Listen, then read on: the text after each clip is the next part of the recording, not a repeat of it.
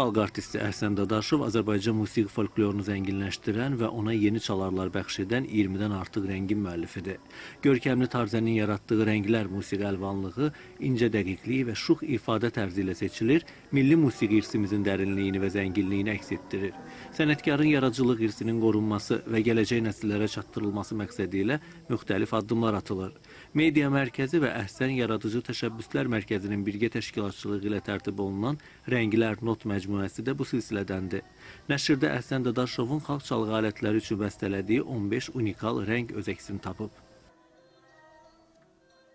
Əhsən Dadaşovun rənglərini biz təqdim edirik. Mənə gəlir bu çox əlamətdar hadisədir ki, bu rənglər artıq öz müəllifinin adı ilə elan olunacaq, çalınacaq və yeni nəsil onların müəllifinin kim olduğunu biləcək. Mən düşünürəm ki, onun irsi hələ çox tədqiq olunmalıdır və çox təbliğ olunmalıdır. Çünki belə sənətkarlar tarixdə az olur.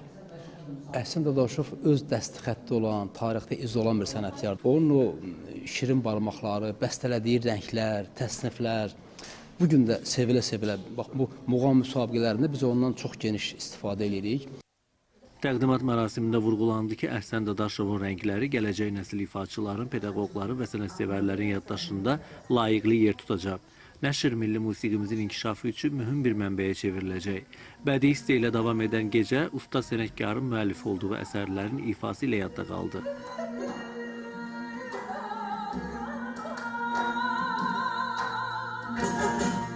Gülarə Quliyeva, Kəmran İsayev, Elvin Cəfərov, İsa İsayev, Mədəniyyət xəbərləri.